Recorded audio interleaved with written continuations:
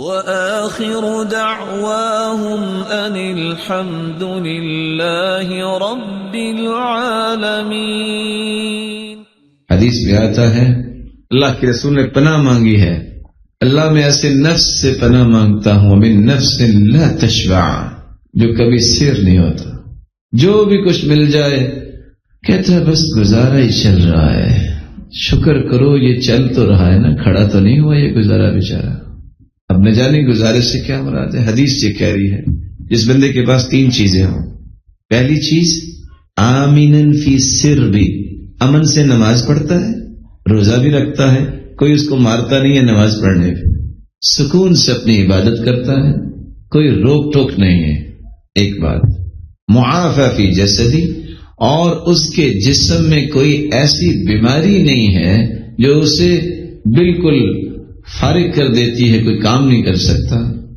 اور تیسری بات عندہ قوت یوم واللیلہ، ایک دن اور ایک رات کا کھانا اس کے پاس ہے، امن سے عبادت، جسم میں کوئی بہت بڑی بیماری نہیں، اور دن اور رات کا کھانا ہے۔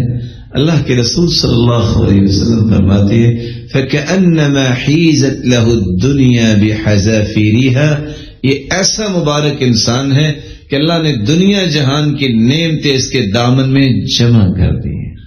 مجھے امید ہے کہ آپ سب کو اللہ تعالیٰ کروڑا برکتوں سے نوازے۔ آپ کے پاس تو ہوگا نا کوئی 2-4 دن کا کھانا گھر میں، کیا جی؟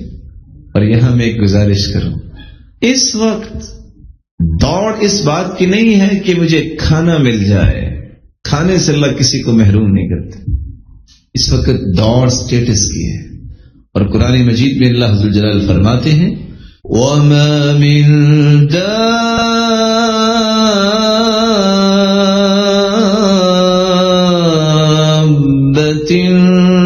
فِي الْأَرْضِ إِلَّا عَلَى اللَّهِ رِزْقُهَا وَيَعْلَمُ مُسْتَقَرَّهَا وَمُسْتَوْدَعَهَا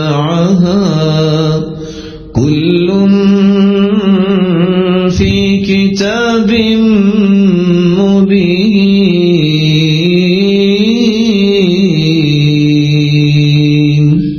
جتنی بھی مخلوقات ہیں ان کی روزی کا ذمہ اللہ نے لیا، اس لیے اللہ عز و جلال پہ یہ تو ایمان ہونا چاہیے میرا رب مجھے بھوکا نہیں مارے۔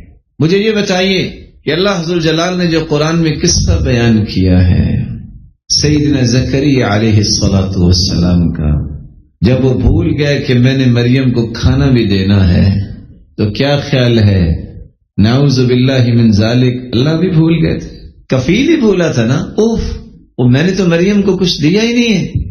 جب جا کے دروازہ کھولا تو کیا دیکھا؟ نہیں، لفظ وہ بولے جو قرآن نے کہے ہیں بے موسمی پھل تھا۔ اللہ تعالیٰ بتانا کیا چاہتے ہیں کہ تم تو موسمی چیزوں کی محرومی کی شکایت کرتے ہو، میں تو وہ دینے والا ہوں جہاں تمہارا تصور نہیں ہے۔